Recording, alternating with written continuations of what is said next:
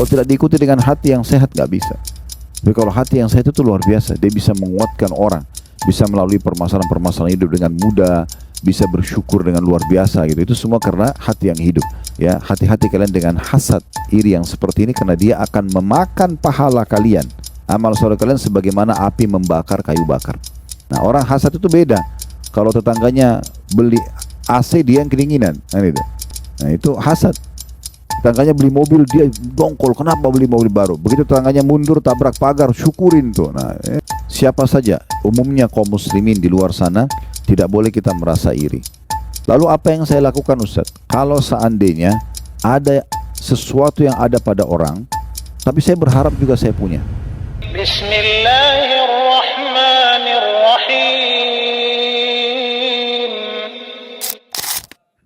Alhamdulillah, tidak pernah berhenti lisan kita memuji dan memuja Allah Subhanahu wa taala atas segala nikmat yang dilimpahkan kepada kita, terutama nikmat Islam dan iman yang dengannya kita jadi mengenal siapa pencipta alam semesta ini, termasuk pencipta diri kita sendiri, dan akhirnya kita punya tujuan dan panduan serta tuntunan hidup.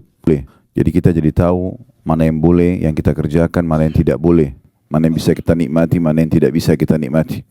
Maka seorang muslim wajib bersyukur kepada Allah Subhanahu wa taala karena dia dipandu kepada Islam dan iman ini. Selain daripada itu juga cukup banyak nikmat lain dari makanan, minuman, pakaian, udara dan segala macam hal yang nikmat Allah tidak terhingga lagi. Semuanya Allah memerintahkan kita untuk menikmati dan bersyukur kepadanya, dan Allah menjadikan kalimat syukur dua susunan kata ini, alhamdulillah. Maka jadilah sosok muslim yang selalu saja mengucapkan dua susunan kata ini. Selanjutnya kita panjatkan salam hormat kita kepada utusan Allah Nabi besar Muhammad sallallahu alaihi wa ala alihi wa sahbihi wasallam, sebagaimana Allah telah perintahkan kita untuk mengucapkan salam hormat kepada beliau, dan juga tentunya berharap balasan yang telah Allah janjikan, yaitu mengucapkan satu kali salam hormat akan dibalas oleh Allah Subhanahu wa taala dengan 10 rahmat, dan rahmat Allah meliputi segala sesuatunya, pengampunan dosa, peninggian derajat, pemenuhan kebutuhan dan solusi dari permasalahan-permasalahan hidup. Hari ini kita ada kajian buku kecil, judulnya 10 penyebab lapangnya dada atau lapangnya hati tepatnya. 10 penyebab lapangnya hati seseorang. Buku ini kita sudah berada, dan pada hari ini pada poin yang ke-10 yang terakhir insyaAllah yang akan kita bahas. Dan sebelumnya kita mengingatkan kembali kalau memang ada hadis Nabi SAW, dalam jasad manusia ada segumpal darah. Kalau dia baik, maka akan baik seluruh aktivitas orang tersebut. Dan juga jasadnya sendiri juga akan baik, sehat. Dan kalau dia rusak, maka rusaklah semuanya. Kata Nabi SAW, itulah hati manusia. Maka dalam buku ini disebutkan tentang masalah bagaimana ya, menghindari penyebab penyakit-penyakit hati yang berbahaya, yang akhirnya membuat hati itu tidak sehat. Nanti akan kita rincikan masalah itu insyaAllah. Dan sudah kita bahas materi pertamanya adalah mentauhidkan Allah Subhanahu wa taala. Bagaimana seseorang hanya yakin tidak ada pencipta, tidak ada pemilik, tidak ada penguasa, tidak ada raja yang sebenarnya di alam semesta ini kecuali Allah. Dengan pondasi dasarnya kalimat la ilaha illallah, tentunya la ma'budu bihaqqin illallah, tidak ada Tuhan yang berhak disembah kecuali Allah, sesuai dengan makna hakikinya. Maksudnya benar-benar bukan hanya ucapan lisan, tapi akalnya memikirkan, hatinya merenungi, dan anggota tubuhnya mengaplikasikan ketaatan kepada Sang Pencipta Allah. Kemudian yang kedua, yang pernah dibahas dulu ya, ini sudah saya cuma reviewkan daftar isinya saja, berprasangka baik kepada Allah. Ini salah satu yang melapangkan dada seseorang, karena apapun takdir Allah Subhanahu wa taala pasti terjadi dengan hikmahnya. Kita suka atau tidak suka. Misalnya sehat, kita suka. Sakit, kita nggak suka. Tapi kita selalu bersangka baik kepada Allah Subhanahu wa taala. Allah tidak datangkan penyakit tersebut kecuali dengan hikmah-hikmahnya, dengan tujuan-tujuan yang baik. Karena kalau orang itu, salah satu hikmahnya, kalau orang sehat terus tidak pernah sakit, maka dia tidak akan tahu nilai kesehatan itu. Tapi dengan adanya sakit, dia jadi tahu, oh ternyata kalau saya sehat dulu itu besar sekali nikmatnya. Ternyata setelah saya sakit ini, saya baru tahu nilainya. Contoh misalnya, orang mungkin tidak terlalu melihat nilainya minuman atau air dingin. Tapi pada saat dia sakit, dia meriang, kemudian di depan dia ada orang yang minum air dingin, yang biasanya mungkin dia bisa minum di saat dia sehat. Dia baru tahu betapa besarnya nilai air dingin tersebut, dan betapa nikmatnya dia kalau mengkonsumsi itu misalnya. Dan ini ditarik dalam setiap masalah dalam kehidupan kita tentunya. Allah subhanahu wa ta'ala menakdirkan ujian-ujian kayak penyakit, Allah takdirkan gangguan orang, Allah takdirkan adanya peperangan, Allah takdirkan segala macam itu. Tugas seorang muslim kalau ingin hatinya bersih, maka dia bersangka baik. Pasti terjadi dengan hikmah Allah subhanahu wa ta'ala. Bahkan yang terjadi di Palestina pun sekarang, walaupun hati kita rasanya tersayat-sayat dengan kejadian ini, tapi seorang mukmin yang hatinya dipenuhi dengan ilmu dan iman sangat yakin pasti ada satu rahasia yang Allah inginkan bagi orang-orang itu. Di antaranya yang paling nyata kalau seseorang sudah belajar agama adalah Allah memilih mereka menjadi para syuhada. Masalah prosesi kematian sebagai orang yang di medan perang, semuanya memang pasti serem. Hamzah ditusuk, dadanya dilempar tombak, kemudian dimutilasi, dipotong hidungnya, ya, kemudian dibelah dadanya, dicoba dikeluarkan jantungnya. Itu pemandangan yang luar biasa dari paman Nabi SAW. Waktu Nabi lihat, Nabi sempat meneteskan mata, menangis waktu lihat di kancah peperangan. Tetapi Nabi SAW pada saat itu menerima wahyu langsung, dan beliau sampaikan kepada para sahabat, kalau aku diperlihatkan Hamzah di saat ini sedang bertelekan di dipan-dipannya di surga. Artinya kondisi fisik itu bukan menjadi tolok ukur orang ini menderita atau tidak. Mungkin di mata kita yang masih hidup menderita, tapi secara teori agama tidak. Memang begitu prosesinya orang kalau mati syahid, gitu kan. Makanya umumnya hadis-hadis Nabi SAW menyebutkan tentang mati syahid itu, nanti dari tubuh dia yang keluar darah itu akan mengeluarkan bau yang lebih wangi dari kasturi nanti pada hari kiamat. Keluar dari darahnya itu sendiri. Dan itu yang akan membuat para syuhada bangga. Makanya kata Nabi SAW, tidak ada satu orang pun yang masuk ke surga berharap kembali ke dunia kecuali para syahid, dengan tujuan agar mereka merasakan lagi prosesi kematian itu. Jadi prosesi dipenggal lehernya, prosesi ditusuk, begitu dalam hadis. Kalau Bapak Ibu kembali kepada hadis-hadis, semuanya membahas masalah itu. Jadi semua itu subhanallah dengan hikmah-hikmah Allah subhanahu wa ta'ala, ya. Dan dengan itu ternyata hanya sedikit ya sakit itu, semua ya, yang kena bom, yang dipenggal lehernya, yang hanya kena luka kecil kemudian dia mati, akhirnya terbunuh mati syahid juga. Semuanya kata Nabi SAW, orang yang mati syahid tidak merasakan sakit mati itu kecuali seperti cubitan saja.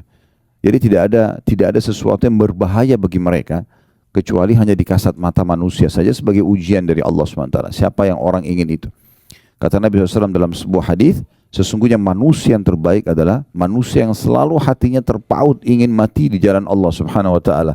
Dimanapun dia mendengarkan berita yang menakutkan atau mengejutkan, maka dia segera memegang tali kekangan kudanya dan dia mengejar tempat tersebut berharap dia terbunuh atau dia mati di jalan Allah Subhanahu wa taala. Karena memang harus melalui proses seperti itu. Nah, kita jadi bisa bersangka baik dengan hikmah Allah SWT. Kita mau keluar, kalau hal ini hal yang besar, hal yang kecil kayak kita mau keluar rumah, tiba-tiba mendung, janjian sama orang batal, ada proyek bisnis tidak jadi, itu hal yang kecil gitu. Orang beriman itu harus yang lebih besar daripada itu. Ya, sampai pada tingkat seperti kasus terbunuh pun itu adalah kecil bagi mereka. Bahkan para sahabat kalau sudah dikumandangkan jihad, mereka berada di saf-saf pertama di barisan pasukan Nabi SAW untuk menjadi orang yang pertama mati syahid. Ya, nanti kita akan ceritakan di Uhud tentang bagaimana kasus terlibatnya sahabat-sahabat yang masih kecil, ya, Rafi ibn Khadij, kemudian Samurah bin Jundub, 13 tahun ngotot kepada Nabi SAW untuk ikut berperang, dan mereka menunjukkan keterampilan mereka. Yang satu ahli gulat, yang satu ahli memanah, sampai Nabi SAW izinkan. Padahal itu jelas di masa dulu orang kalau berperang, pedang sama pedang 99% mati, kan gitu. Beda dengan sekarang, mungkin orang masih bisa berlindung dan segala macam. Nah, itu poinnya. Jadi kita selalu bersangka baik kepada Allah SWT dengan apapun, walaupun kita nggak suka dengan keputusan tersebut. Kalau itu menyakitkan buat kita, pahala sabar kita bisa dapatkan. Dan juga kita bisa introspeksi diri. Dan kita tahu besarnya nikmat yang ada pada saat sedang tidak datang ujian tersebut. Dan pada saat kita keluar dari ujian itu, kita akan merasakan luar biasa nikmatnya. Plus lagi kita dapat pengalaman hidup. Sekian banyak hikmah yang bisa kita dapatkan. Itu salah satu yang melapangkan dada. Kemudian yang ketiga, ilmu syar'i. Belajar agama seperti ini, itu salah satu sebab lapangnya dada yang luar biasa. Artinya kalau tidak ada ilmu syar'i, tidak belajar atau mengulang-ulanginya atau memperkaya diri dengan terus mendengarkan, maka berarti dia tidak akan lapang dadanya, ya. Nah, ilmu syar'i itu seperti misalnya ada yang hadir di pengajian begini, contoh, ya. Kemudian dia pernah melakukan perbuatan dosa. Dia tersentuh dengan satu ayat, satu hadis, sebuah kisah, dia meneteskan air mata, saya salah, kembali. Itu manfaatnya luar biasa itu. Mungkin kalau dia tidak hadir ilmu syar'i, dia tidak akan sadari kesalahannya dan akan berbahaya buat dia di kehidupan dunianya karena dia terus bisa mengulangi kesalahan tersebut. Jangan nanti Allah Subhanahu wa taala akan mendatangkan kebencian manusia dari perbuatan itu, kemudian ada siksa kubur, ya, kematian yang buruk, siksa kubur, kemudian juga berat di mahsyar, tambah lagi neraka nanti di akhir. Jadi semua itu dengan hikmah-hikmah Allah Subhanahu wa taala, di antaranya belajar ilmu syar'i ini melapangkan dada. Yang keempat itu sudah disebutkan oleh penulis, masalah berzikir, banyak berdoa kepada Allah Subhanahu wa taala. Ini bukan hanya berzikir, bukan hanya berdoa, tapi banyak berdoa, banyak berzikir. Tidak ada waktu yang kita lewatin, kesempatan kecuali kita berdoa. Apa saja momen yang kita lihat. Contoh kita lihat sebuah nikmat depan mata kita. Kita berdoa agar nikmat itu tidak dihilangkan oleh Allah SWT dan Allah tambahkan serta Allah berkahi.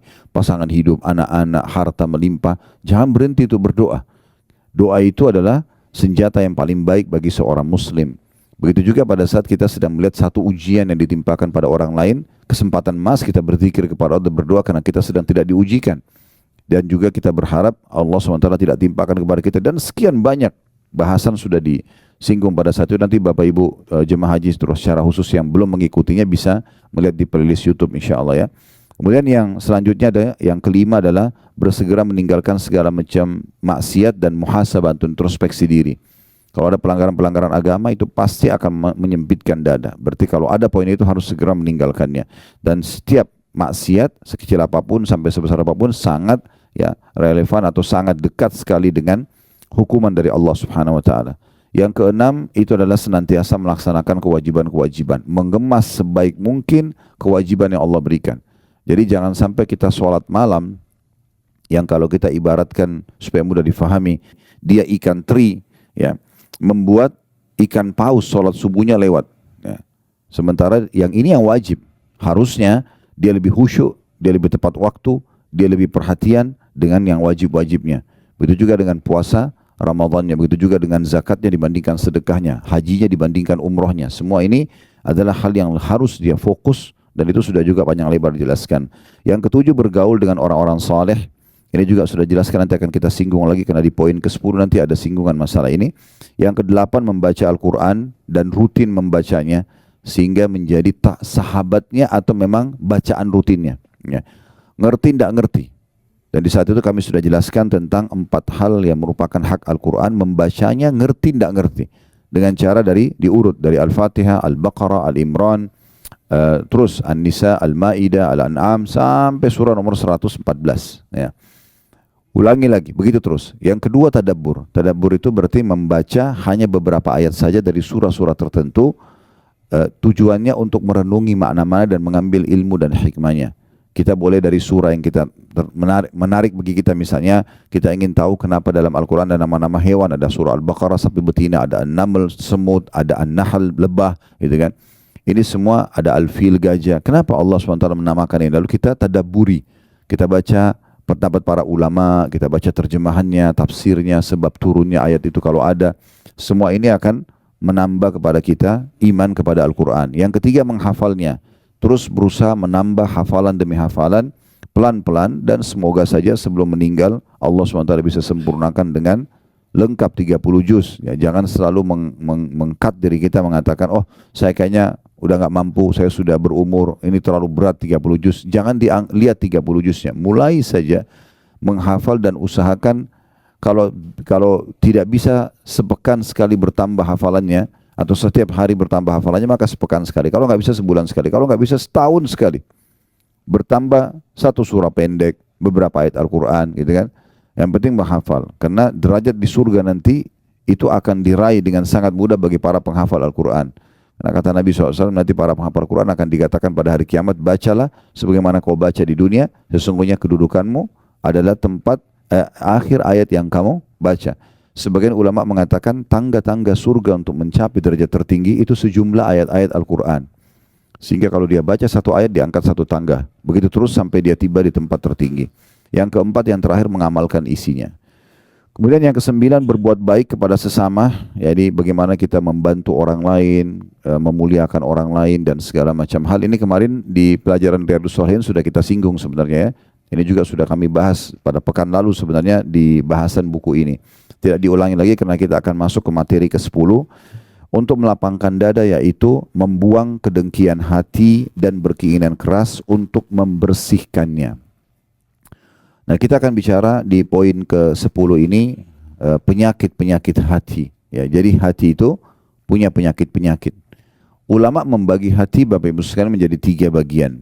Ada hati yang paling sehat, ya. Kemudian ada hati yang sakit dan ada hati yang mati. 3 hati ini memang dirincikan oleh para ulama, ya. Kalau hati yang sehat ini hati yang diisi semuanya dengan keimanan, ilmu agama dan ketakwaan kepada Allah Subhanahu wa taala. Caranya harus banyak belajar, ya. Dengan banyak belajar maka akhirnya hati kita itu selalu menjadi lunak, tunduk kepada Allah Subhanahu wa taala, bisa menerima takdir Allah, bisa memahami tentang fenomena kehidupan ini. Maka itu yang Allah sebutkan dalam Al-Quran, yauma la yanfa'u malun wala banun illa man atallaha biqalbin salim, ya. Pada hari kiamat nanti harta dan anak-anak itu tidak akan pernah berguna lagi, bisa menolong kita, ya, kecuali dia selamatkan dirinya dulu. Kalau lebih amalnya baru bisa membantu. Kecuali kata Allah SWT, orang yang menghadap kepada Allah dengan hati yang bersih. Nah, hati yang bersih ini ulama menjelaskan tentang masalah hati yang bersih itu. Hati yang berisikan dengan tauhid kepada Allah SWT itu nomor 1 dulu. Selalu saja dalam hatinya cuma ada satu Tuhan. Dia yakin kalau dia sedang sehat, sedang ada nikmat, yang ciptakan dia Allah, yang ciptakan nikmat itu Allah, yang bisa pertahankan hanya Allah. Kalau sedang ada ujian, dia sakit misalnya, atau ada gangguan, dia yakin yang ciptakan dia Allah, yang ciptakan masalah itu Allah, yang bisa memberikan solusi hanya Allah. Sehingga hatinya penuh dengan ketakwaan kepada Allah SWT dan dia tauhidkan hatinya. Ya kayak ini butuh banyak sekali belajar agama dan berharap agar Allah Subhanahu wa taala menambahkan keimanan dalam hatinya. Saya pernah jelaskan dan saya ingatkan kembali, ilmu syar'i yang Bapak Ibu belajar ini seperti duduk seperti sini 1 jam, 2 jam dengarin, atau dengarin online kalau kita sekarang, itu pondasi keimanan. Tidak bisa iman kita itu ada dalam hati yang membuat kita bisa menerima takdir Allah, kita bisa bersabar kalau ada ujian, kita bisa bersyukur kalau ada nikmat, kecuali dia harus ada imannya. Nah, iman ini pondasinya yang bisa mendatangkan dia hanya ilmu agama, nggak ada yang lain. Duduk majelis ilmu begini nanti akan datang keimanan. Iman itu kalau sudah ada di atasnya ilmu syar'i, karena pondasinya kuat dari ilmu syar'i, maka dia akan bisa mengubah apa saja. Orang buruk menjadi baik, orang bodoh menjadi pintar, orang penakut jadi pemberani, orang pelit jadi dermawan, semua bisa berubah. Maka ini dimaksud dengan hati yang baik, ya, hati yang suci, hati yang bersih. Ya, dan kata ulama dianjurkan agar setiap orang kalau hatinya sudah ada dalam keadaan ini, dia tidak boleh membiarkannya rusak. Rusaknya dengan penyakit-penyakit hati. Contoh iri dan dengki, hasad, ini yang jadi poin bahasan nanti insya Allah. Kemudian ria, ya, penyakit-penyakit hati yang lain itu cukup banyak, ya. Di antaranya itu orang yang suka menanamkan rasa dendam dalam hati sehingga memicu setiap kali, ya, ada masalah sekecil apapun maka yang akan dilampiaskan adalah emosional, bukan yang didahulukan memaafkan misalnya. Sementara hati yang luluh itu, hati yang baik adalah hati selain mentauhidkan Allah, bertakwa kepada Allah SWT, hati yang penuh dengan amalan-amalan baik dalam hati. Amalan hati itu ikhlas, takwa kepada Allah, kemudian memaafkan orang lain, ridho dengan takdir Allah. Itu yang harus didahulukan. Jadi kalau orang isi hatinya dengan hal-hal yang baik, maka hatinya akan menjadi hati yang sehat sebagaimana Allah SWT sebutkan tadi. Kemudian ada hati yang sebaliknya, hati yang mati. Hati yang mati ini, teman-teman sekalian, jauh sekali dari Allah SWT. Tidak pernah ada zikrullah di situ, tidak pernah ada mentauhidkan Allah, tidak ada amalan-amalan hati, ikhlas, takwa kepada Allah, gitu kan. Tidak ada sama sekali. Hati yang seperti ini, kata ulama, gampang sekali. Antara Ibnu Qayyim rahimahullah mengatakan, gampang sekali jauh dari agama, gampang sekali putus asa. Kita mungkin lihat, ya, berapa orang atau banyak contoh-contoh orang yang tidak ada, hatinya mati, tidak ada keimanan dalam hatinya, walaupun jasadnya sempurna, orangnya tampan, cantik, kaya, ujungnya bunuh diri misalnya. Ya, ujungnya itu malah berbuat hal-hal yang tidak baik dalam kehidupan dia. Dan gampang sekali, sedikit ujian datang dia tidak bisa melewati ujian tersebut. Ini hatinya mati. Kenapa teman-teman kita di Palestina masih bisa melalui kehidupan padahal sudah seperti ini? Itu karena hatinya hidup mereka. Jawaban-jawaban mereka yang tersebar di medsos itu luar biasa itu. Saya lihat ada satu orang kakek yang sudah tua, rambutnya putih semua. Dia berdiri dekat rumahnya yang sudah hancur. Ditanya, seorang sengaja diwawancarai. Tapi orang ini juga bukan seorang wartawan, hanya sekedar orang yang kebetulan ingin tahu tentang kondisi, menyebarkan berita pada saat itu. Ditanya, bagaimana keadaan anda sekarang? Dia bilang, alhamdulillah, saya masih hidup. Ini di sebelah rumahnya yang hancur, dan ditanya di rumah situlah rubuh bangunan tersebut kena dibom oleh Israel. Ya, semoga Allah hancurkan mereka karena ini memang perbuatan yang sangat keji. Istrinya dan anaknya meninggal di situ. Semua harta dia tertimbun, hancur semua toko dia yang dia dagang situ habis. Dia bilang, alhamdulillah saya masih hidup. Kata orang itu, bagaimana anda melewatin semua ini? Dia bilang, alhamdulillah saya terima takdirnya Allah. Allah menginginkan seperti ini. Alhamdulillah istri sama anak saya sudah mendahului saya ke surga. Dan saya tinggal melalui sisa hidup saya saja. Saya pun berharap bisa mati bersama mereka. Ini jawaban seperti ini siapa yang bisa ucapkan kalau bukan karena hatinya dia bersih dan luar biasa. Terus kemudian ditanyakan lagi, lalu bagaimana anda hidup? Ditanya sama orang, bagaimana anda hidup sekarang? Tidak ada harta, tidak ada keluarga, di sini ada bom, tidurnya di luar. Dia bilang, saya yakin Allah sudah menentukan rezeki saya. Akan sampai rezeki saya, sampai saya nanti akan meninggal dunia. Gak mungkin rezeki saya tidak sampai kepada saya. Dengan begitu yakin, sambil dia senyum lalu dia jalan Bapak itu. Ya. Itu luar biasa itu. Kalau hatinya gak hidup gak bakal bisa seperti itu. Ya. Jadi ulama juga merincikan teman-teman sekalian. Kalau hati itu kuat, sehat, ya, walaupun jasadnya kecil, mungkin secara fisik orang lihat kasat mata kayaknya mungkin dia kurang di mata manusia lah. Tapi kalau hatinya dipenuhi dengan keimanan dan sehat, maka semua akan kuat luar biasa. Kalau pernah jangan dengar nama ini, alhamdulillah. Kalau belum pernah dengar, nama ini nama unik, nama sahabat Julaibib radhiyallahu anhu. Julaibib ini sosok orang yang terkenal sekali, orangnya fisiknya sangat kecil, tampan wajahnya sangat jelek. Begitu dijelaskan kalau Bapak Ibu baca biografi beliau, ya sampai dikenal dengan buruk wajah di masa Nabi SAW. Tapi subhanallah hatinya luar biasa, bersih, ya hatinya kuat, ya penuh dengan keimanan kepada Allah SWT. Satu waktu Nabi SAW melihat dia, lalu Nabi SAW mengatakan, wahai Julaibib, saya lihat kamu sudah pantas untuk menikah. Kenapa kau enggak nikah? Dia bilang dalam riwayat sahih, ini pernah kami bedah di YouTube ya. Ya Rasulullah, bagaimana saya mau nikah? Siapa yang mau nikah dengan saya? Saya tahu keadaan saya. Tahu wajah beliau buruk, fisik beliau sangat kecil. Maksudnya kecil sini bukan normal gitu ya. Sesuatu yang orang lihat pasti kurang gitu. Maka Nabi SAW mengatakan, saya akan nikahkan kamu insya Allah. Ikutlah sama saya. Ikut. Nabi SAW datangi rumah seorang dari orang Ansar, yang memang hati mereka juga hati yang diisi dengan keimanan. Terkenal memiliki seorang anak gadis yang cantik dan salihah. Maka Nabi SAW bilang, setelah salam, mereka kaget lihat Nabi datang, mereka sambut dengan meriah. Lalu kata Nabi SAW, setelah salam, kami punya hajat dengan kalian. Bahasa ini biasanya orang di masa itu menggunakan bahasa santun kalau ingin melamar. Kami punya hajat dengan kalian, maksudnya kami ingin menikah gitu. Mereka dengan sangat gembira, selamat datang ya Rasulullah, karena mereka pikir Rasulullah akan nikah dengan anak mereka. Kata Nabi SAW, bukan buat saya, tapi buat Julaibib. Begitu menyebut Julaibib, oh Julaibib terkenal di Madinah, ya tampangnya buruk segala macam. Maka mereka mengatakan, kalau Julaibib kami akan tanya anak kami dulu. Karena anak perempuannya lagi ada di dalam. Subhanallah, anak perempuan ini dengar. Maka dari belakang dinding kamarnya, perempuan itu, anak perempuan mengatakan, wahai ayah dan ibuku, apakah kalian berani untuk menolak lamaran Nabi SAW? Ini lamaran Nabi. Terima lamaran dan nikahkan saya sama Julaibib yang telah Nabi pilih. Maka dinikahkan, subhanallah, perempuan ini sempurna secara fisik, nikah sama orang yang kurang. Apa yang terjadi? Baru berapa bulan saja, berapa waktu mereka berjalan menikah, terjadi perang Uhud. Kemudian setelah itu, ya, Julaibib terbunuh mati syahid. Waktu ditemukan di medan perang, Julaibib itu orangnya sangat kecil fisiknya, tapi ditemukan dia mati syahid. Di sebelahnya ada 7 atau 8 orang kafir Quraisy yang terbunuh di tangan dia. Jadi bukan masalah fisik yang kuat, yang besar saja. Kalau tidak diikuti dengan hati yang sehat, nggak bisa. Tapi kalau hati yang sehat itu luar biasa. Dia bisa menguatkan orang, bisa melalui permasalahan-permasalahan hidup dengan mudah, bisa bersyukur dengan luar biasa gitu. Itu semua karena hati yang hidup. Berapa banyak orang teman-teman sekalian hanya dengan mendapatkan air dingin saja dia bisa meneteskan air mata karena lunak hatinya. Hatinya sehat.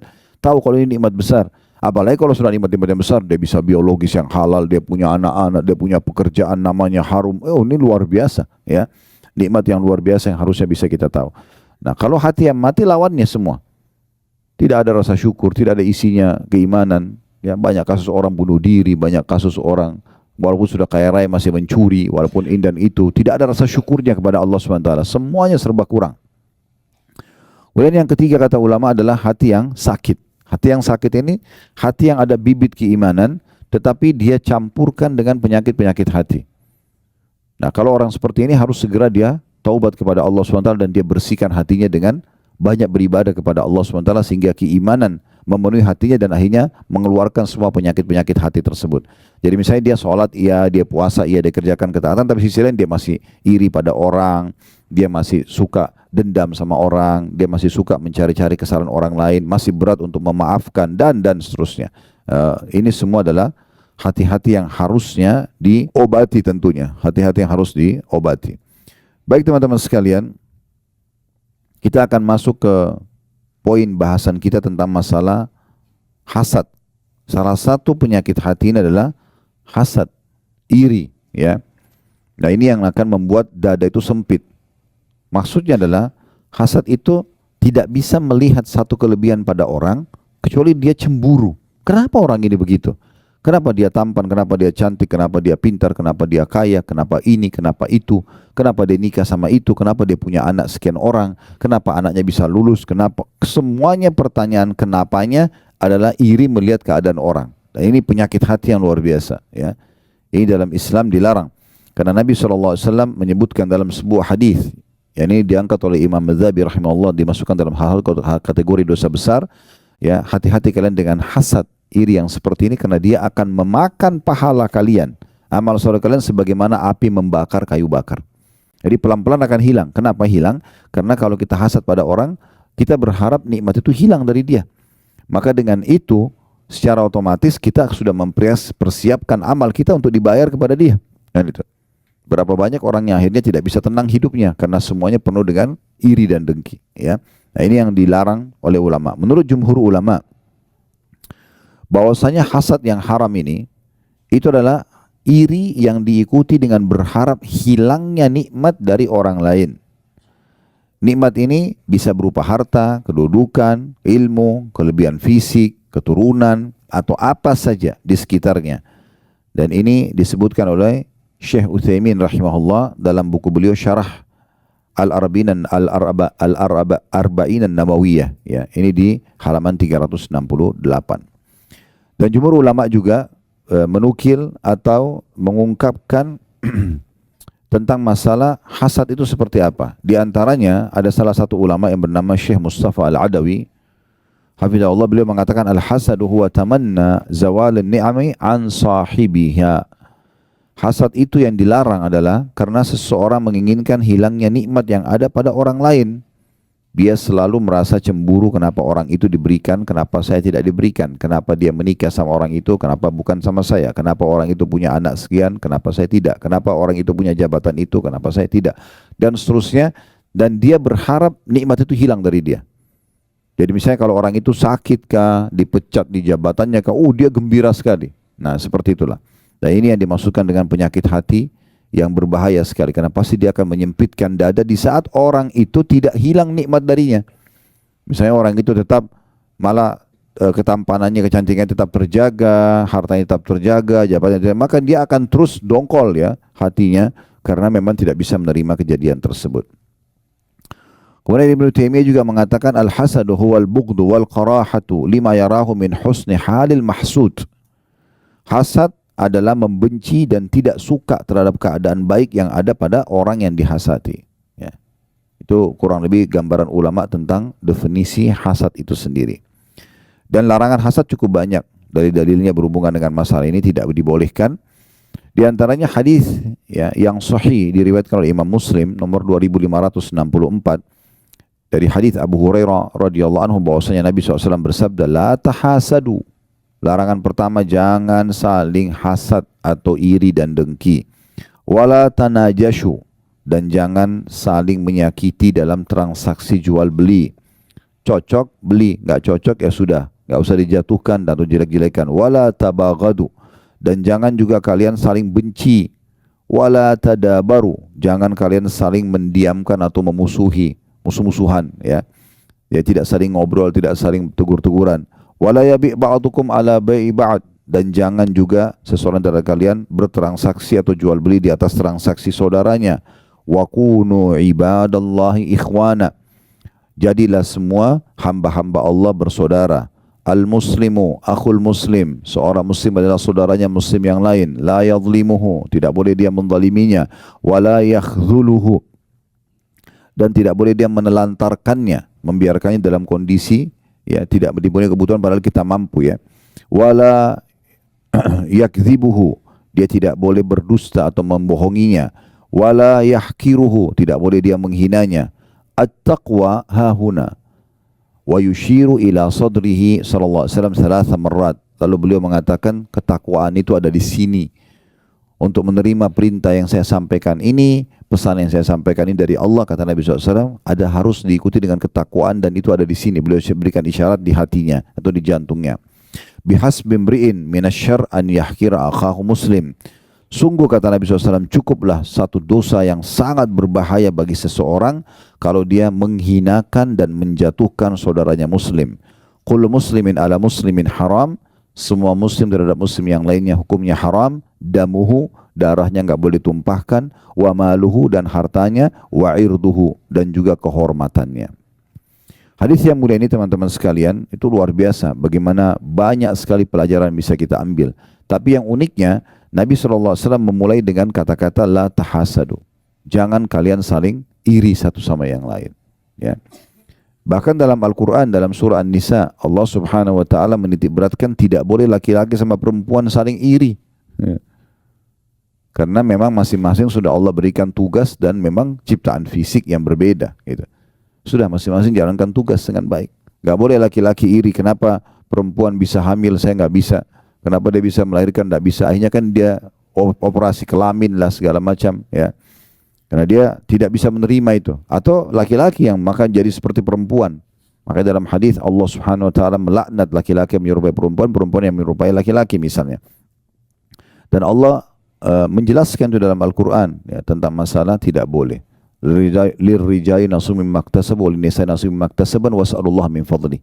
Laki-laki sudah Allah tentukan ciptaan fisiknya, tugas-tugasnya, dan perempuan juga begitu, dan tidak boleh saling ya, cemburu satu sama yang lain. Kata Allah, wala tatamannu ma faddalallahu ba'dakum ala ba'd, jangan kalian saling cemburu satu sama yang laki-laki perempuan. Lirijali nasibun mimma iktasabu, laki-laki memiliki apa yang sudah Allah tentukan dan berikan kepada mereka. Walinnisa'i nasibun mimma iktasaban, dan perempuan juga memiliki apa yang sudah Allah tentukan bagi mereka. Haid, melahirkan, menyusui dan segala macam, itu kan tidak boleh disamakan, tidak bisa. Was'alullah min fadlan, mintalah kepada Allah karuniahnya. Mintalah kepada Allah karuniahnya. Jadi tidak mungkin bisa disamakan.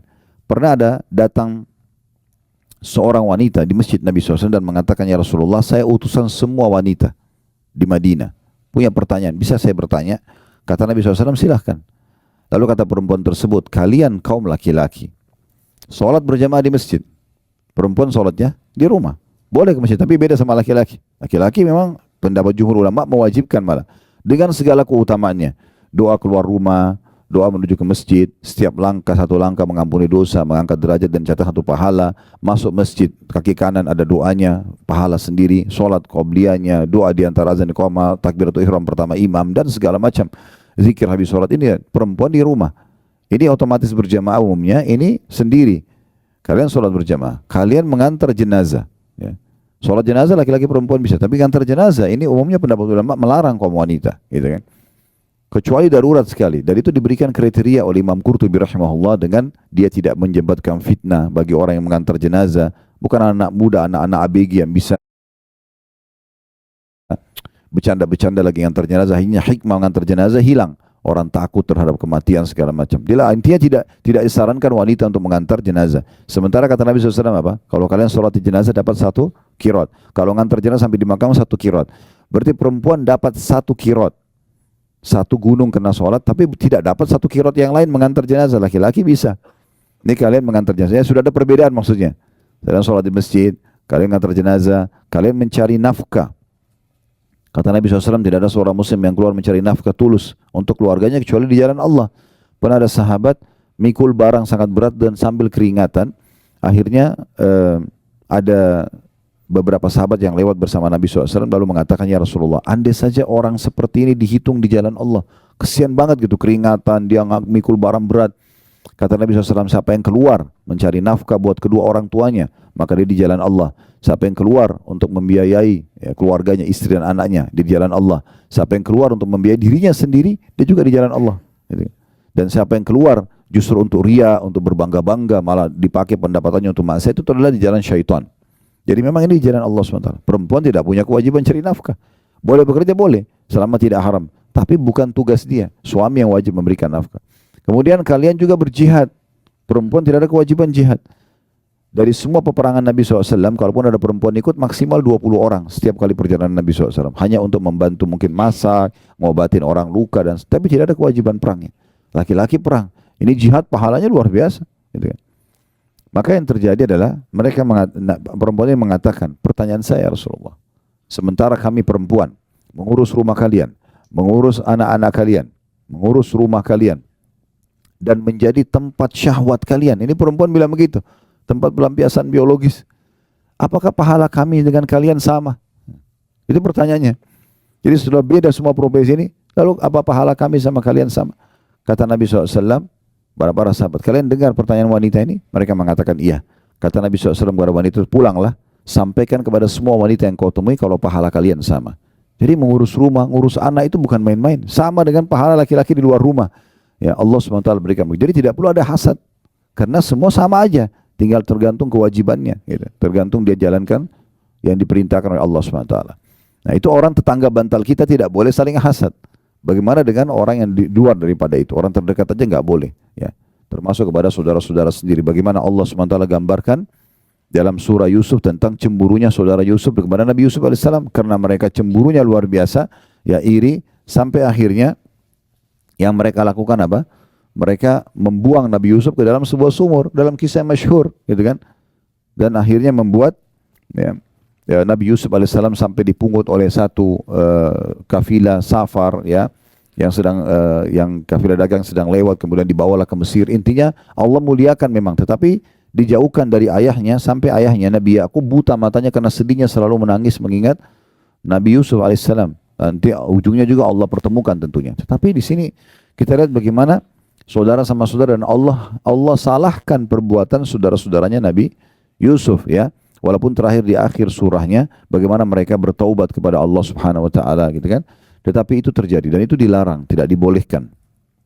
Begitu juga dengan siapa saja, umumnya kaum muslimin di luar sana tidak boleh kita merasa iri. Lalu apa yang saya lakukan, Ustaz? Kalau seandainya ada sesuatu yang ada pada orang, tapi saya berharap juga saya punya. Itu kan sangat sensitif masalah hasadnya di situ, ya. Maka ulama mengatakan ada namanya ghibthah. Ghibthah itu sama kita melihat satu kelebihan pada orang dan kita berharap Allah berikan kepada kita, tapi syaratnya tidak berharap hilang dari orang itu. Misal contoh, dan ini tidak bentrok dengan sunnatullah. Sunnatullah itu apa? Misalnya Prof Huda Masya Allah tampan, saya berharap ya Allah minta wajah seperti beliau. Kan tidak mungkin sunnatullah, nggak bisa kan gitu. Tetapi yang bisa adalah yang tidak bentrok dengan sunnatullah, seperti harta, ya, kepintaran, gitu kan. Begitu keturunan yang mungkin lebih, ya, dan itu yang kira-kira tidak bentrok dengan sunnah, yang bisa kita dapatkan. Nah, itu bisa ghibthah namanya. Ghibthah itu kita berharap agar diberikan juga kepada kita seperti orang itu, tapi ingat syaratnya tidak berharap hilang dari orang itu. Itu ghibthah. Itu yang sesuai dengan hadis Nabi SAW, la hasada illa fitnatain. Tidak ada hasad kecuali pada dua orang. Rajulun ata'allahu Qur'ana fa yutlu ana al-lail wa ala an-nahar. Seseorang yang Allah berikan Al-Quran lalu dia sibuk membaca di siang dan malam hari. Ya. Wa rajulun ata'allahu malan fa huwa yunfiku. Ya. Dan orang yang diberikan ana al-lail wa ana an-nahar, dia diberikan harta kemudian dia sibuk sedekahkan di siang dan di malam hari. Nah, ini dua orang, au kama qala Nabi SAW, dua orang ini yang boleh kita merasa iri. Oh, ternyata orang ini kaya raya tapi sibuk infak. Mungkin kita kaya tapi enggak berinfak, gitu kan? Atau kita belum punya harta tapi kita ingin seperti dia. Atau ada orang pintar sekali, dia mengajar sana sini, banyak prestasinya, buku-buku dia bestseller, apalah segala macam. Kita berharap bisa seperti dia.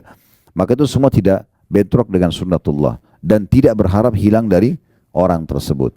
Nah, orang hasad itu beda. Kalau tetangganya beli AC, dia yang kedinginan, kan itu. Nah, itu hasad.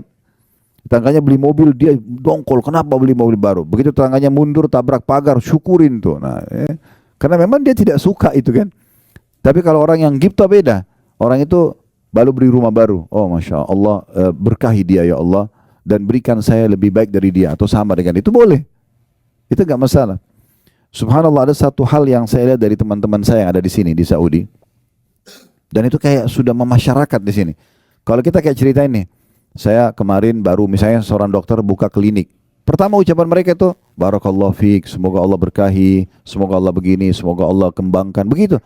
Karena mereka faham hadis Nabi SAW, tidak ada seorang muslim yang mendoakan muslim yang lain kecuali malaikat di atas kepalanya mengatakan, walaka mithluhu walaka mithluh. Kau akan dapat yang sama, kau akan dapat yang sama. Jadi sebenarnya kita kalau doakan, kalau ada misalnya ada orang kaya nih, ada orang sukses, kita bilang, doakan supaya dia lebih sukses. Mungkin kita akan bertanya, untuk apa? Sudah sukses. Sebenarnya doa yang kita panjatkan, semoga Allah berkahi dia ya Allah, semoga apalah langgengkan hubungan rumah tangganya, semoga ini dan itu. Itu sebenarnya kita sedang doakan diri kita sendiri. Dan kita akan mendapatkan sesuai dengan doa kita. Tapi kalau sebaliknya kita mengatakan, ya Allah hilangkan nikmat itu dari dia. Sebenarnya malaikat juga mengatakan, kau akan dapat yang sama. Doa kita kepada Allah untuk orang itu belum tentu diterima, tapi doa malaikat untuk kita diterima sama Allah SWT. Nah, ini kita harus memahami baik-baik tentang masalah hasad itu. Jadi tidak dibolehkan sama sekali. Ya, kita harus hati-hati sekali. Ya. Kemudian Nabi SAW juga mengatakan tentang masalah wala tanajashu. Dan jangan kalian saling menyakiti dalam transaksi jual beli. Ini juga sama nih penyakit hati kadang-kadang. Ada orang nih contohnya yang di poin ini, dia mau beli satu produk, dia sudah suka produk itu sebenarnya. Dan dia tahu sebenarnya kalau dia beli, ya, itu udah cukup. Nanti kalau dia seorang pedagang, dia beli harga 100.000 rupiah. Dia udah tahu sebenarnya, orang ini pun mungkin sudah ada keuntungan, tapi dia tahu dia bisa jual 200.000, dia bisa jual 500.000.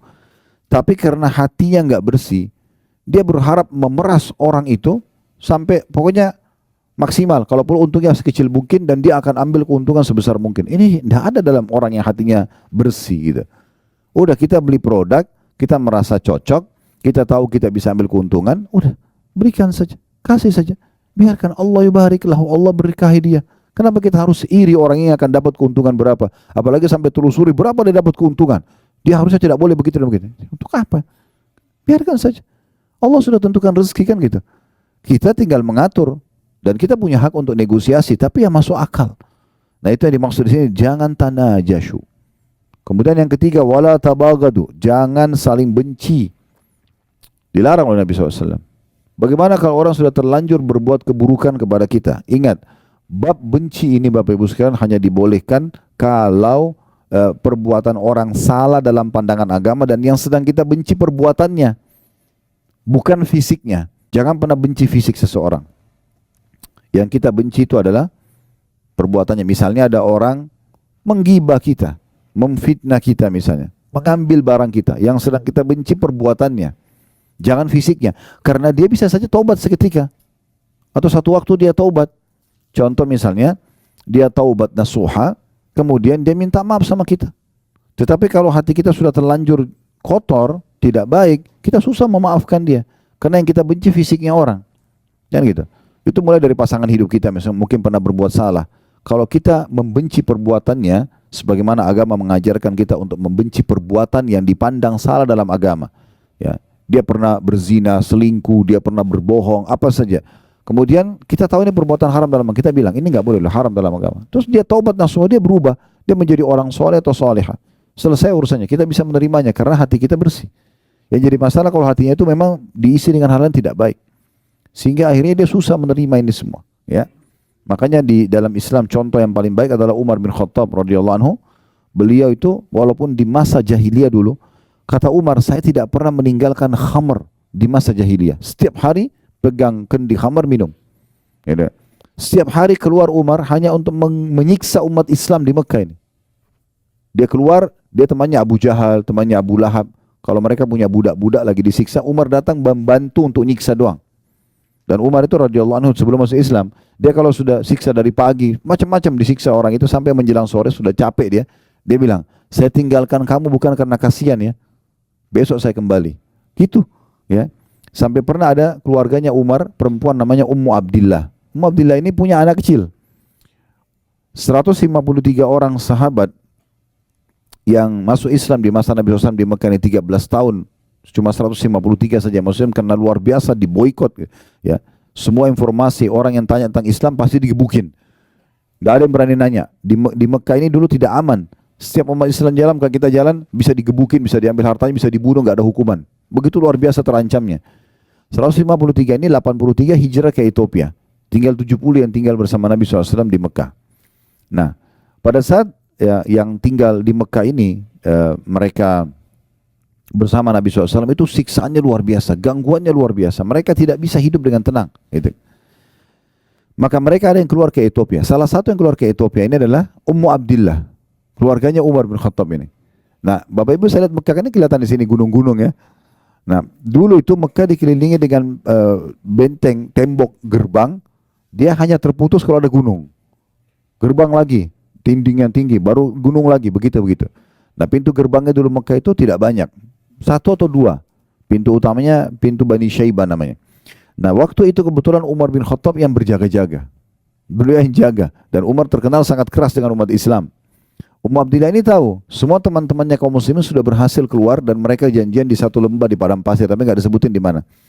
Ummu Abdillah ini tahu, oh Umar sedang berjaga. Maka apa yang terjadi? Ummu Abdillah muter jauh, naik gunung. Turun dari gunung supaya tidak lewati pintu gerbang. Dengan hikmah Allah SWT, Umar bin Khattab ini lewat, memang lagi ngecek keamanan Mekah, lewat di sebelah gunung itu. Ketemu sama Ummu Abdillah lagi turun dari gunung. Dia kaget, malam-malam, menjelang pagi, menjelang subuh. Dia kenal, Ummu Abdillah, apa yang buat kau naik gunung gini, untuk apa? Dari sukunya dia. Maka Ummu Abdillah mengatakan, betul-betul ya, kami ini tidak bisa tenang hidup dengan kalian, walaupun kita punya hubungan kekerabatan. Di dalam Mekah kalian larang kami beribadah dan beriman kepada Allah, kami pun mau keluar kalian tidak izinkan. Umar pada saat itu pertama kali lunak hatinya untuk umat Islam.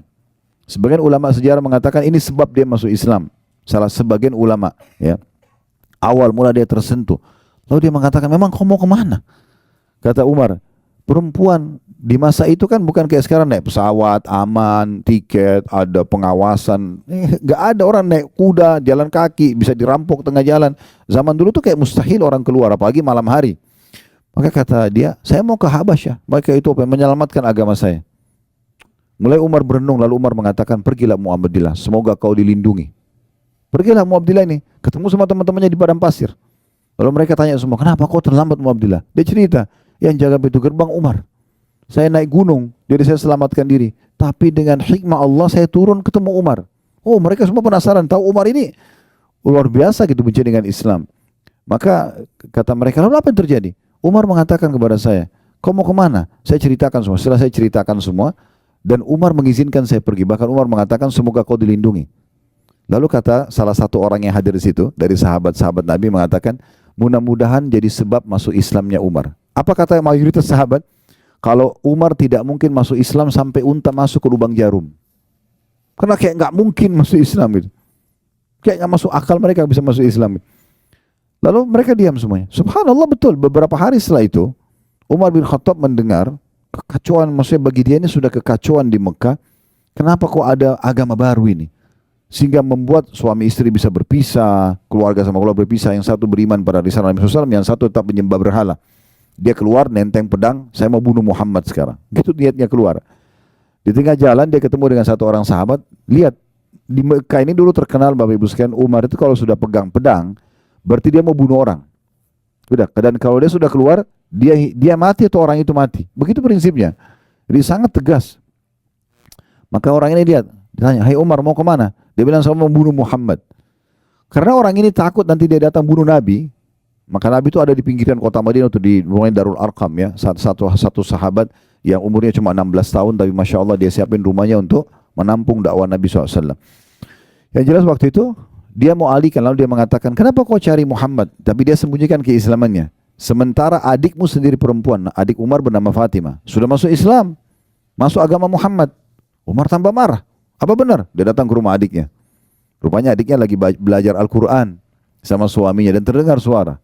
Diketuk pintu, telat dibuka, didobrak pintu sama dia. Dia masuk. Apa yang kamu baca tadi? Dan seterusnya. Dia marah-marah. Akhirnya dia mau ambil Quran itu, adiknya tahan.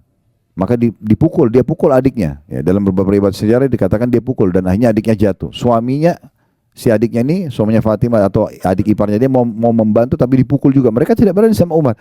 Melihat kejadian tersebut, Umar tersentuh. Ini agama apa kalian ini? Kenapa kok sampai begini kalian belahnya gitu? Maka Umar bilang, tolong kasih kepada saya mau baca. Kata adiknya, tidak bisa, kau kafir najis. Kalau kau sudah mandi baru saya kasih. Begitu dalam buku sejarah. Maka Umar mandi lalu kemudian dia buka, dia baca surah Toha, surah nomor 20 dalam Al-Quran. Beberapa ayat pertama. Kurang lebih maknanya, kami turunkan Al-Quran bukan untuk membuatmu sedih hai Muhammad. Kemudian ada cerita Nabi Musa alaihissalam. Isinya luar biasa dan dia ngerti dalam bahasa dia. Tersentuh hatinya. Lalu Umar mulai, yang tadinya badannya sangat ditinggikan, orang yang kekar dan orang yang pemberani, tiba-tiba dia tuntukin. Iparnya lihat, ini kayaknya ada perubahan dengan baca Quran. Maka tiba-tiba dia mengatakan, tolong tunjukkan di mana Muhammad. Lalu dipandulah sampai ketemu dengan Nabi SAW. Waktu dari jauh dia datang, dia masih pakai baju perangnya, dia masih pegang pedangnya. Maka sahabat yang lihat dari lantai 2-nya rumahnya Arqam ini, ya melihat Umar datang. Semua sahabat ketakutan. Maka kata Hamzah itu, ya Rasulullah, saya yang hadapi dia. Ya, ada apa-apa? Mereka tidak tahu kalau mau masuk Islam. Ya, kata Nabi SAW tidak. Hamzah masuklah ke dalam kamar, nanti saya yang hadapi. Begitu dibuka pintu, Umar tundukin kepalanya lihat Nabi SAW, lalu kemudian dipanggil oleh Nabi, lalu Nabi pegang pundaknya dan digoyang dengan keras sambil mengatakan, hai Umar, belum tibakah saatnya kau tunduk dengan agama Allah?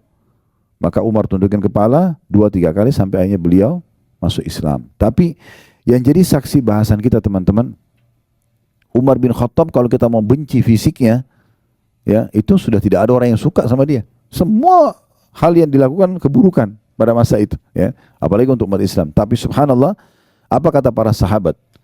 Kami merasa termuliakan setelah masuk Islamnya Umar.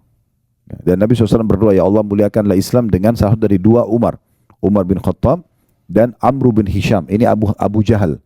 Abu Jahal ini julukannya namanya dia Amr bin Hisham. Karena 2 orang ini pemimpin Mekah dan kalau ambil satu keputusan dia nggak mau mundur. Pokoknya dia jalan aja, punya prinsip, nah gitu. Tapi luar biasa, bagaimana kita ambil pelajaran teman-teman, kita tidak melihat fisik orang, tapi kita sedang melihat perbuatan salahnya. Kalau ini kita lakukan, hati kita bisa bersih. Ya. Tapi kapan kita benci fisiknya, ini menjadi masalah. Ya. Dan kita sulit sekali memaafkan orang. Kenapa banyak orang susah memaafkan orang? Karena dia benci fisiknya. Ya. Ini saya kasih contoh yang lain supaya mudah difahami. Kita kasih contoh di makanan misalnya. Ya. Kalau teman-teman satu waktu makan ikan, amis ikannya. Yang kita benci apanya? Ikan atau amisnya? Nah banyak orang tidak, ikannya yang dia benci. Sehingga dia tidak mau makan ikan. Dia pikir semua ikan amis. Benar nggak? Sekarang antum makan jeruk. Jeruknya asam. Yang kita tidak suka apanya? Nah banyak orang tidak begitu. Dia benci jeruknya. Ya. Jadi yang dia benci fisiknya ini yang salah. Sehingga akhirnya membuat dia tidak mau sama sekali makan lagi itu. Tidak mau lagi, tidak mau. Ada orang begitu. Pernikahan. Rusak pernikahannya. Yang dia benci, ya pernikahannya keliru. Masalah kan ada permasalahan dengan sifatnya pasangan dia. Belum tentu semua orang sama. Saya berapa kali nasihatin orang begitu, dia berumah sudah janda atau duda, datang konsultasi dengan keluarga mereka, kemudian minta saran, ini soalnya tidak mau menikah lagi. Ada yang sampai 10 tahun, ada yang sampai sekian lama. Kenapa? Trauma dengan yang itu. Trauma dengan masalah ya perbuatan pasangan yang dulu, tapi dia tidak boleh membenci pernikahannya, itu nggak ada urusannya sama pernikahannya. Bisa saja dia dapat orang yang lebih baik gitu, ya. Istri saya kebetulan waktu itu kami masih di Makassar, punya sahabat dekat. Qadarullah terjadi yang tidak baik antara rumah tangga dia sama istrinya gitu. Ya, mereka juga waktu itu masih agak jauh dari agama, tapi intinya perempuan ini teman dekat istri saya. Terjadi cerai sama suaminya, intinya perempuan itu terpengaruh dengan laki-laki lain sampai akhirnya dia nikah sama laki-laki lain, ditinggalkan suaminya, merasa terpukul segala macam gitu ya. Mungkin setelah kejadian itu sekitar 6-7 tahun seingat saya kalau saya tidak salah. Ada tablik akbar di Makassar. Saya sudah pindah ke Jakarta, tablik akbar di Makassar. Di masjid yang besar waktu itu ya. Masjid Al-Markas. Alhamdulillah waktu itu selesai tablik akbar, lalu ada satu orang dari jauh manggil saya, "Assalamualaikum Ustaz." Saya pikir jemaah umumnya salaman. Terus dia bilang, "Antum lupa sama saya." Ingat-ingat siapa orang ini, karena berubah. Dia sudah jenggotan, dia pakai baju koko, dulunya tidak seperti itu. Kemudian dia bilang, "Saya si Fulan," disebut namanya. Oh iya, Masya Allah, saya tahu masalah rumah tangganya dia. Ini gimana caranya dia, jangan sampai dia tersinggung. Iya. Terus saya cuma bicara secara umum. Tapi dia sendiri bilang, Alhamdulillah Ustaz, saya sudah berumah tangga lagi. Oh Masya Allah ya. Bahkan sekarang saya sudah punya 2 atau 3 anak gitu. Terus gimana Masya Allah, bagaimana ceritanya? Oh dia bilang Alhamdulillah, mungkin dengan hikmah Allah dulu saya justru cerai dengan pasangan saya karena dulu tidak punya anak memang mereka. Ya. Dan dengan perbuatan yang dilakukan istrinya akhirnya Allah pisahkan dan Alhamdulillah Allah kasih sekarang saya muslim yang baik dan saya sekarang punya rumah tangga bahagia. Nah karena dia tidak benci, dia tidak trauma dengan pernikahannya, dia cuma trauma dengan perbuatan istrinya, dia bisa menikah lagi contohnya. Dan sekian banyak hal yang kita bisa tarik dalam masalah ini. Nah itu sedikit rincian lebih dalam Bapak Ibu sekalian tentang masalah wala tadabaru. Jangan wala tabagadu, jangan saling membenci. Kemudian wala tadabaru, Nabi SAW mengatakan jangan kalian saling mendiamkan. Dalam sebuah riwayat lain tidak boleh seorang muslim mendiamkan saudaranya lebih dari 3 hari. Ya, musuh-musuhan lah ya. Ini tidak boleh. Saran saya, ini cuma saran saja. Kalau Bapak Ibu ingin tenang hidupnya, ingin bahagia, ada permasalahan apapun, jangan dinginapkan. Selesaikan pada saat itu. Suami istri kah, sama siapapun, clearkan langsung. Duduk, masalahnya apa? Ini. Yang salah minta maaf, yang benar memaafkan, buka lembaran baru. Memang begitu kehidupan kita teman-teman sekalian. Gak ada orang ideal sekali semuanya tidak ada salahnya sama sekali. Itu gak mungkin, kan gitu. Makanya Imam Syafi'i rahimahullah mengatakan orang kalau mau langgeng dalam bersahabat, maka dia harus bersabar dengan kekurangan dan kesalahan sahabatnya. Yang penting orang itu tidak ngotot dengan kesalahannya, dia mau berubah. Karena tidak ada manusia yang sempurna. Nah, ini yang dimaksudkan. Terutama dalam masalah, saya kadang-kadang kalau mecahin masalah-masalah rumah tangga teman-teman, dengan izin Allah SWT, bukan dari saya tapi Allah mudahkan saja, selalu saya ingatkan masalah itu. Syaitan ini selalu membuat masalah-masalah kecil dalam rumah tangga sudah cukup membuat mereka tidak interaksi biologis berapa hari, mereka saling mencari kesalahan berhari-hari, makin lama kita perbaikin, makin banyak permasalahan yang dilahirkan. Kenapa nggak duduk aja, selesaikan hari itu, pegang tangan pasangan, duduk baik-baik, kita bicarain masalah. Masalahnya apa? A, B, C. Oke, siapa yang benar? Nanti akan ketahuan tuh, pasti nggak mungkin dua-duanya benar, pasti ada benar, ada salah. Oke, yang salah minta maaf, yang benar memaafkan, buka lembaran baru dan selesai. Semua isi WA yang lalu-lalu bertengkar hapus, nggak usah dibaca lagi. Sudah baik-baik, 6 bulan berjalan, kemudian tersinggung masalah itu, kamu pernah buat itu? Kapan? Ini buktinya. Ya. Gak usah dibawa-bawa, selesai. Buka lembaran baru berarti seperti kita hidup baru, memang harus begitu. Dalam kehidupan kita harus begitu, dalam rumah tangga, dalam berteman, nah, dalam berbisnis memang sudah begitu. Selama orang itu mau memperbaikinya, sudah, kita tidak perlu saling mendiamkan, ya. Kita harus berlapang dada. Abu Bakar radhiyallahu anhu pernah membiayai Marthad, ya, salah satu sepupunya. Kemudian ini termasuk yang menyebarkan fitnah bohong tentang zinanya Aisyah sama Safwan. Padahal sebenarnya tidak, ini sepupunya. Abu Bakar membiayai hidupnya orang ini. Lalu kemudian dia gosipin berita itu. Termasuk dia dicambuk 80 dera di masa Nabi SAW. Ya, ada 3 orang yang didera pada saat itu, Hasan bin Thabit, kemudian Marthad bin Abi Marthad ini, atau ada nama lainnya ya, julukan atau nama lainnya, ada nama-nama lain yang disebutkan oleh ulama. Kemudian ada satu lagi, Hamna binti Jahash. Ini ipar Nabi SAW sendiri, saudaranya Zainab binti Jahash. Itu akhirnya dicambuk ya, si sepupu Abu Bakar ini. Abu Bakar bersumpah sama Allah, kamu yang selama ini saya bantu, kok masa buat begini gitu? Demi Allah saya tidak akan bantu kamu lagi. Itu normal manusiawi kan? Kita bantu tapi dia malah yang menyebarkan gosip yang tidak benar tentang anak kita itu. Tapi Allah SWT turunkan dalam surah An-Nur ya. Janganlah orang yang telah diberikan kelebihan harta, kedudukan. Abu Bakar maksudnya, turun kepada Abu Bakar. Dia tidak mau membantu para kerabatnya, orang-orang yang berperang di jalan Allah dan seterusnya gitu kan. Maka Allah menutup ayat sambil mengatakan, "Ala tuhibbuna an yaghfirallahu lakum?" Apakah kalian tidak ingin dengan memaafkan dan membuka peluang lagi kesempatan bagi orang lain untuk memperbaiki kesalahannya, Allah memaafkan dosa kalian? Itu dalam surah An-Nur Allah sebutkan. Maka Abu Bakar langsung mengatakan dalam riwayat-riwayat yang sahih, "Ya Tuhanku, aku ingin engkau memaafkanku." Lalu dia bayar kafarah sumpahnya, lalu dia kembali membiayai hidupnya sepupunya tadi ya. Tapi di sini tentu sepupunya dalam kondisi bertobat, mengakui kesalahannya ya. Maka di sini yang berarti yang dia benci bukan fisik, tapi dia benci perbuatan yang dilakukan tadi. Selama orang tinggalkan, selesai. Kemudian wala yabi' ba'dukum ala bai'i ba'd, dan janganlah kalian transaksi di atas transaksi ya saudaranya. Jadi termasuk kalau sudah mulai negosiasi.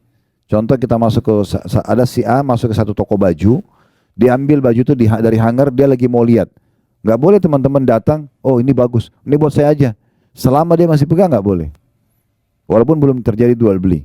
Kalau dia sudah batalin, ya, dia batalin, dia taruh, memang dia sudah tidak ingin, kita tahu orang ini mungkin masih ragu, dia masih mau pilih yang lain, baru kita bilang, ya ini sudah selesai, ya baru kita ambil, gitu, ya. Itu begitu saya tidak boleh. Apalagi kalau orang sudah bayar DP, orang sudah transaksi, baru kita batalin dengan cara kita memberikan harga yang lebih mahal. Ini semua hukumnya haram. Transaksi sudah jadi hilang keberkahannya. Kemudian kata Nabi SAW, wa kunu ibadallah ikhwana. Jadilah hamba-hamba Allah yang semuanya bersaudara. Ya, kalau bersaudara berarti saling mendahulukan satu sama yang lain. Ingat kemarin kita singgung hadis Nabi SAW, ya, dari Abu Sa'id Al-Khudri, di mana Nabi SAW mengatakan waktu lihat orang balik kiri kanan seperti orang butuh, kemudian Nabi bilang, siapa yang punya kelebihan tunggangan bagi pada yang tidak punya, siapa yang punya kelebihan bekal berikan kepada yang tidak punya. Sampai kata Abu Sa'id, Nabi SAW sebutkan berbagai macam jenis harta sampai kami mengira tidak ada lagi kelebihan muslim terhadap muslim lain dari harta saudaranya. Seperti satu mobil itu punya kita semua sama-sama, rumah punya kita sama-sama, seperti gitu. Karena Nabi SAW suruh berbagi. Dan Abu Sa'id mengatakan menurut hadis kemarin kita singgung gitu, ya, saya memiliki 1 ekor unta saja dan saya coba menampung 2-3 orang, dan akhirnya saya membagi rata waktu penggunaan unta tersebut antara saya dengan saudara-saudara saya tersebut. Jadi memang luar biasa bagaimana Islam datang membangun ukhuwah ini, ya. Kisah yang masyhur yang kita tidak asing lagi tentang Abdurrahman bin Auf dengan Sa'ad bin Ubadah radhiyallahu anhu. Sa'ad bin Ubadah memiliki setengah harta kebun kurma di Madinah, dia punya 2 orang istri. Ini bayangkan teman-teman, saya kadang-kadang kalau menyampaikan berulang-ulang kisah ini, saya bayangkan kalau saya di posisinya Sa'ad, begitu luar biasa susahnya ini. Sampai dia mengatakan, hai Abdurrahman, sebagai bentuk cinta saya kepadamu karena Allah, saya akan memperlihatkan, saya memiliki setengah kebun kurma di Madinah, punya saya akan bagi. Ya, anggap kalau kita di Jakarta punya perusahaan-perusahaan, semua ada ribuan perusahaan, setengahnya 500, misalnya 1000 perusahaan, 500 punya kita, bagi 250 perusahaan punya kamu langsung. Ini orang baru ketemu hari itu, baru disaudarakan dalam Islam, langsung dia mau berbagi. Tidak cukup sampai di situ. Saya punya 2 orang istri, lihat salah satunya, yang mana kau cocok, bukan yang tua. Yang mana kamu cocok, saya lihat, bilang, saya ceraikan, habis iddah kau bisa nikahi. Itu pembangunan ukhuwahnya itu bagaimana itu? Tetangga bantalnya pun dia mau serahkan untuk saudaranya, tapi dengan cara yang syar'i yang benar. Dia minta keridhaannya, dia ceraikan, kalau cocok nanti dinikahi oleh saudaranya muslim. Tapi hati yang bersih dibalas dengan hati yang bersih. Abdurrahman bin Auf mengatakan, saya tidak perlu, semoga Allah berkahi hartamu. Udah, biarin aja, itu hartamu punya kamu. Saya tidak akan minta 1% pun. Istrimu juga, semoga Allah berkahi keluargamu, jangan diceraikan. Lalu Abdurrahman minta ditunjukin pasar, dia bekerja dengan melihat di pasar itu mana toko yang paling besar dan apa yang paling biasa mereka jual. Karena mayoritasnya dulu mereka kerja kebun kurma, maka dia cari peralatan perkebunan yang paling besar. Lalu dia bilang, saya mau haji dari Mekah, bisa nggak saya beli jatuh tempo, saya beli sekarang, besok saya bayar. Maka karena dia setuju, maka Abdurrahman pun jual di pasar itu dengan bawa tanpa modal kecuali barang orang yang dititipkan atau dia beli jatuh tempo, laku besok terus begitu sampai dia jadi kaya. Sekitar beberapa waktu setelah itu dia datang ke masjid Nabi SAW pakai baju baru dan kelihatan seperti pengantin. Orang pengantin itu berubah penampilannya segala macam. Kata Nabi SAW sambil senyum, ada apa wahai Abdurrahman? Sepertinya ada perubahan. Dia mengatakan, Rasulullah, saya sudah menikah sama seorang wanita Ansar. Kata Nabi SAW, apa yang kau jadikan sebagai maharmu? Dia bilang, emas seperti biji kurma. Ya. Maka Nabi SAW mengatakan, kalau gitu iklankan walaupun dengan seekor domba saja. Tapi di sini kita bisa lihat bagaimana jenis-jenis hati yang luar biasa dan persaudaraan yang dijalin dalam Islam. Kemudian kata Nabi SAW, al-muslim akhul muslim, muslim adalah saudara muslim yang lain, la yadhlimuhu, tidak boleh dia menzaliminya. Zalim ini berarti tidak memberikan hak atau mengambil yang bukan hak kita. Tidak boleh sama sekali. Kemudian wala yakhzuluhu, tidak boleh dia menelantarkannya, membiarkan dia dalam kondisi dia sakit, dia butuh. Sudahlah itu urusan dia, enggak bisa begitu. Walaupun kita tidak kenal. Ya, makanya sebagian orientalis, orang-orang non-muslim yang belajar Islam, pusatnya di Kanada, mereka punya kampus sendiri dan itu banyak melahirkan di tengah-tengah umat Islam orang-orang liberal, ya. Yang memang pemahamannya kita sudah tahu di negeri kita pun ada, semoga Allah kasih hidayah semuanya, ya. Boleh, semuanya toleransi, semuanya segala macam, tidak ada batasan mana yang boleh, mana yang tidak boleh dalam agama Islam. Nah, mereka itu ada di antara tokoh-tokohnya yang mengatakan yang sangat luar biasa dari Islam setelah mereka pelajari, ya, itu adalah mereka akan langsung saling mengakui bersaudara walaupun baru ketemu, hanya mengatakan nama anda siapa, agamanya apa, begitu dia bilang Muslim, selesai. Seperti sudah terangkat semua batas di antara mereka. Langsung ngobrol masalah Al-Quran, masalah hadis, masalah halal haram, bisa saling bersedekah, saling bantu. Itu tidak terjadi pada komunitas lain. Jadi memang sudah seperti itu orang muslim, dia tidak akan telantarkan saudaranya. Wala yakdzibuhu, tidak boleh dia mendustakannya. Ya, apa yang disampaikan kita iakan kecuali betul dia terbukti dusta. Ya. Kemudian juga wala yahkiruhu, tidak boleh dia menghinanya. Ya, sama dengan cara apapun, misalnya menghina secara fisik, mencibirnya, ya, mempraktek baik dengan lisan ataupun dengan praktek tubuh ya. Kalau teman-teman pernah, tentu saya yakin kita hafal semua surah Al-Humazah ya. Allah SWT berfirman di ayat pertamanya, wailun likulli humazatin lumazah. Kecelakaan, kebinasaan, kehancuran, siksa di lembah neraka, itu namanya wail. Kalau Bapak Ibu baca wail seperti wailun lil mutaffifin, ya, wailun likulli humazatin lumazah, ini wail dalam bahasa Arab bisa berarti kecelakaan, kehinaan, siksaan di lembah di api neraka gitu kan. Ini semua maknanya sama. Untuk semua lumazah dan humazah. Dua kelompok, siapa mereka? Lumazah itu yang menyebutkan aib orang lain dengan lisannya. Itu lumazah. Yang humazah, bedanya cuma pertama lam, yang kedua ha. Ya. Lumazah sama humazah ya. Wailun likulli humazatin lumazah. Humazah yang pertama yang menceritakan aib orang lain dengan lisannya, dan lumazah pakai lam itu yang mencontohkan aib orang lain dengan fisiknya. Jadi temannya cadel dicontohin, temannya pincang dicontohin. Nah itu semua tidak boleh sama sekali. Itu namanya ihtikar, merendahkan, tidak boleh. Nah Nabi SAW mengatakan, kalau seseorang antara kalian melihat apa yang tidak ada pada dirinya, ada pada diri orang lain, misalnya orang lain pincang, orang lain tuli, orang lain cadel, apalah kekurangan fisik yang tidak ada pada kita, kata Nabi SAW, siapa yang lihat sesuatu kurang dari seseorang dan tidak ada padanya, dia membaca, Alhamdulillahilladzi afani mimma btala bihi.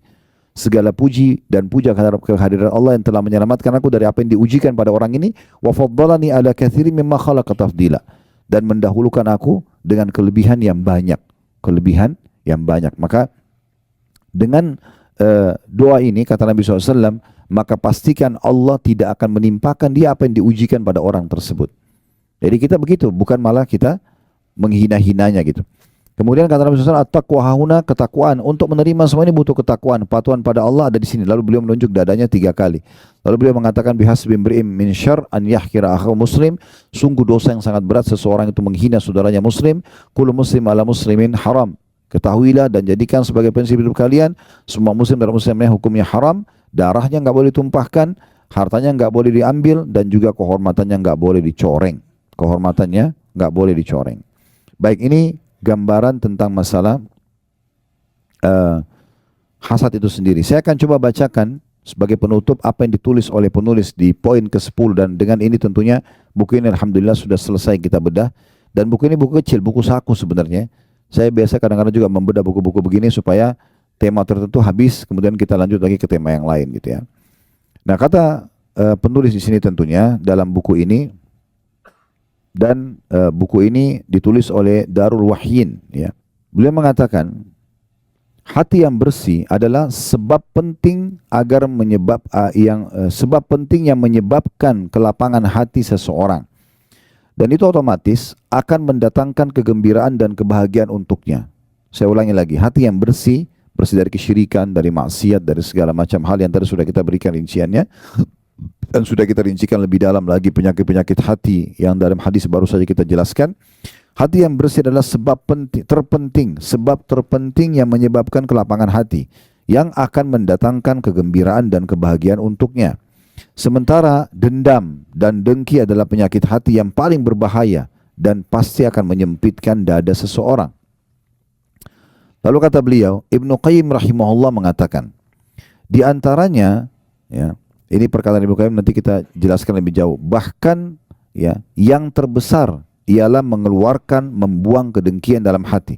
Maksudnya kalau mau lapang dada, kata Ibnu Qayyim, di antara cara yang paling baik, yaitu seseorang kalau mau mengeluarkan dan membuang kedengkian hati ialah, di antaranya yang untuk lapang dada, bahkan yang terbesar adalah mengeluarkan dan membuang kedengkian hati. Jadi bagaimana kita keluarkan dari hati kita? Ini adalah di antara sifat-sifat tercela yang menyebabkan hati sempit dan tersiksa, serta menghalanginya dari mendapatkan kebersihan hati. Sebab ketika manusia melakukan sebab-sebab yang bisa melapangkan dadanya, sedangkan ia tidak membuang sifat-sifat tercela tersebut dari hatinya, maka itu tidak berguna untuk melapangkan dadanya, ya, atau tidak ada gunanya kalau dia lapangkan dada sementara masih ada penyakit-penyakit hati dalam hatinya. Maksimal kata beliau, ia memiliki dua unsur yang masuk pada hatinya dan hati tersebut akan dikuasai oleh unsur yang lebih dominan dari keduanya. Dia baik, bersih, atau dia jahat, gitu. Ya. Maka kita harus pilih salah satunya. Karena itu hendaklah Anda, semoga Allah Subhanahu wa taala, ini kata Ibnu Qayyim, ya. Semoga Allah Subhanahu wa taala memelihara Anda, berkeinginan keras untuk membersihkan hati Anda dan menjauhkan dari segala yang dapat menyempitkannya. Tinggalkanlah permusuhan, kebencian, dan kedengkian kepada orang lain. Cintailah orang lain sebagaimana Anda mencintai diri Anda sendiri. Jadi kalau kita tidak ingin dihasati, tidak ingin diganggu, jangan juga lakukan pada orang lain. Sebagaimana kita suka dimuamalai, muamalailah orang lain dengan sama. Ini sejalan dengan firman Allah SWT dalam surah Ar-Rahman, hal jazaul ihsani illa al-ihsan. Semua kebaikan akan dibalas dengan kebaikan. Jadi secara rasional juga kita kalau tutur kata yang lembut, orang akan balas lembut. Ya, kita tatapan matanya syahdu, tangan kita dermawan, kita suka membantu, maka akan sama responnya dari orang lain, gitu ya. Cintailah orang lain sebagaimana Anda mencintai diri Anda sendiri, niscaya Anda menjadi orang yang paling bahagia di dunia dan juga di akhirat. Lalu kemudian beliau mengatakan, semoga Allah Azza wa Jalla memberikan taufik kepada kita semua dan memberikan kebaikan dan kebahagiaan dunia dan akhirat. Lalu dengan itu penulis menutup bukunya dengan kalimat yang terakhir tadi.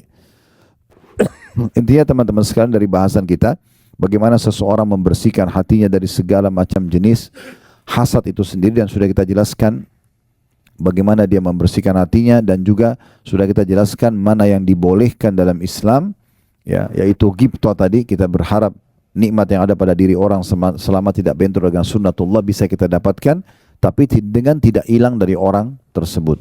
Allahu a'lam. Alhamdulillah, semoga channel Masih Lurus bersama Ustadz Khalid Basalamah kali ini bisa membawa manfaat, menambah ilmu, serta ketakwaan kita kepada Allah. Wassalamualaikum warahmatullahi wabarakatuh.